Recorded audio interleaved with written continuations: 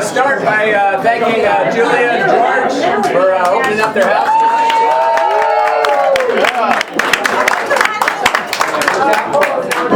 We haven't seen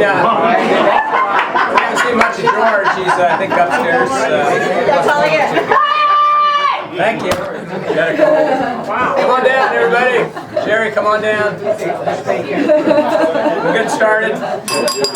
All right, so we just finished 3 great team events in February.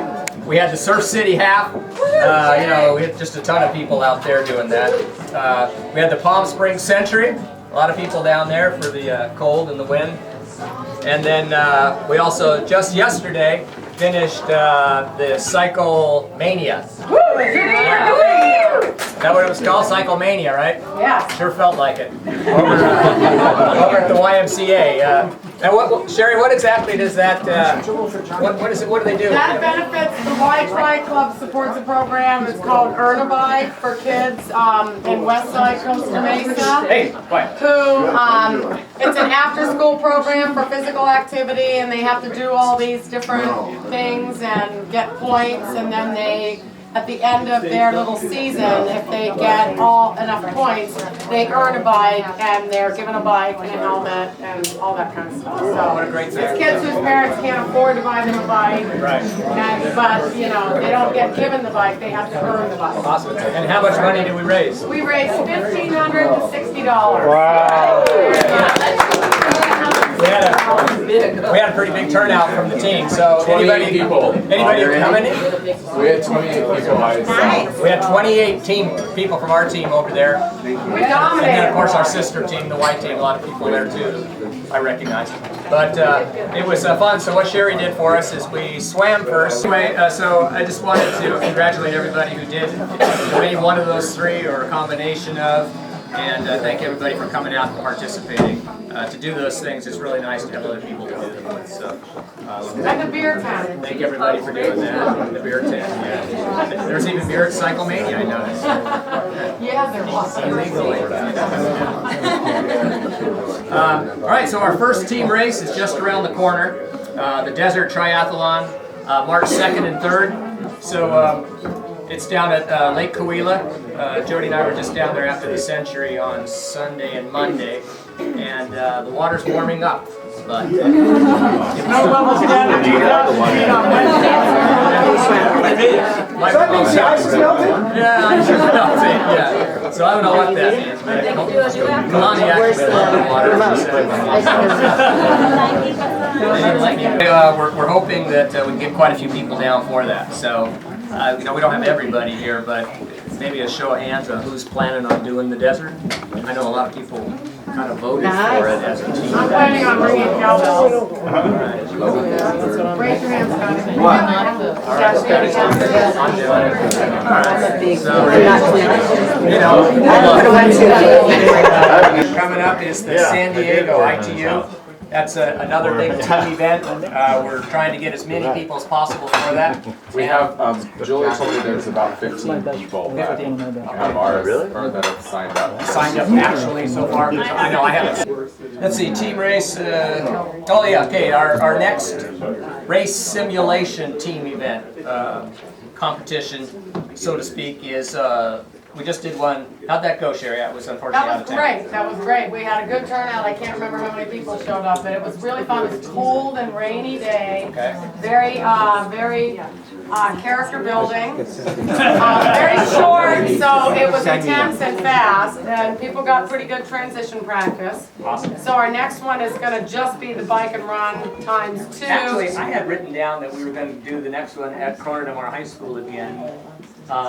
For focusing on even shorter, quick transitions, but more of them to get us ready for the desert. Was that correct? Okay, we can do that. We can do that. And so, I was just a little concerned because it seemed that the length of the run was, if we're going to do it at Corona Del Mar, I would be in favor of making the run a little bit longer so people aren't going quite so fast and we don't worry about people like yanking a hamstring or something like that. Okay. So I would vote for doing maybe the same length of a swim, but maybe 4 loops on the bike instead of 3. Was it 2 or 3? 2. Okay, doing 3 or 4 loops on the bike and then 2 loops on the run to get people to back it down just a little bit.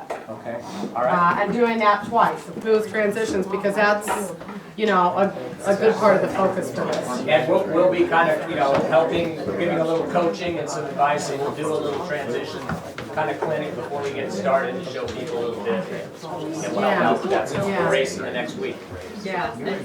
So I think, you know, I think it would be fair to say if we did 3 loops on the bike, 2 loops on the run, regroup, then, you know, the swim, and 3 loops on the bike. So we'll add 1 more loop on the bike and 1 more loop on the run. And that's going to slow everybody down just a little, because it's only a 1 mile loop.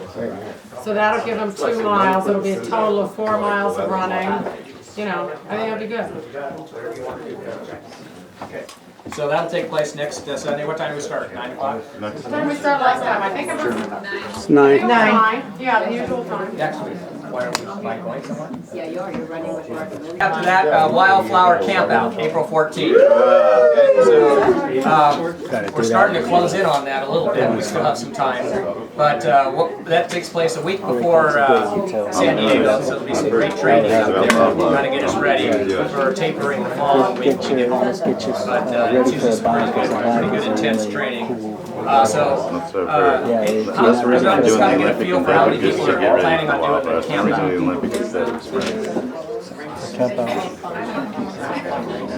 Yossi, you gonna bring the down?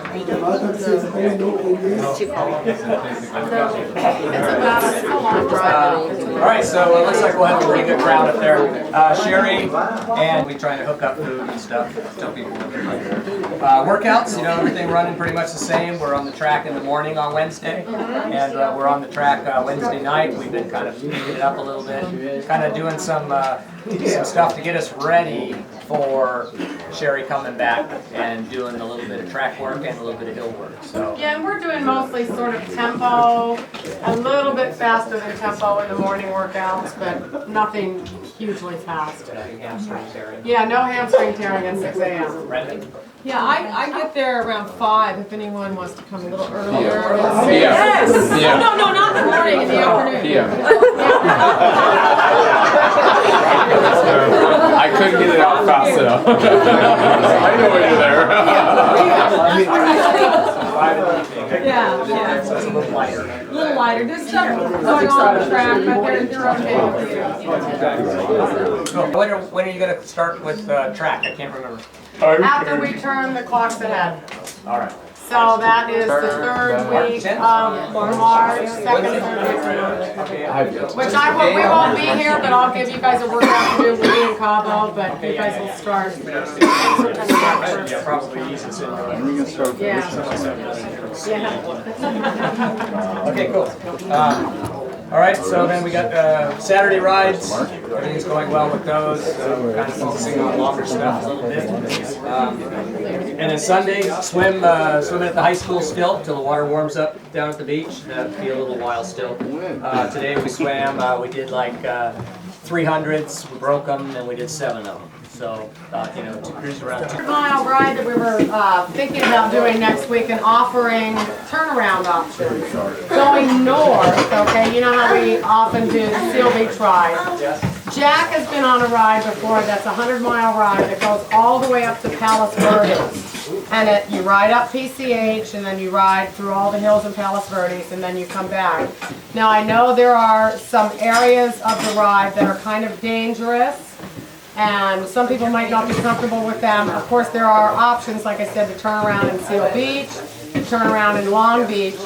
But I would just like to get some feedback from you guys about who would be comfortable with doing the ride up to Palos Verdes, because we really never ride up that way, and it's a great place to ride. I mean, there's some amazing hills, and there's something to be said for safety in numbers and a lot of people together riding. You know, if we regrouped in Long Beach before we get, there's just that one funky area by the 710 and the 110. So if we regrouped and stayed in a big pack, or maybe 2 packs, it would be a lot safer once we get there. So I just wanted to get some feedback if you guys think that's a ride you would want to do, or if you'd rather we just stick with the longer rides.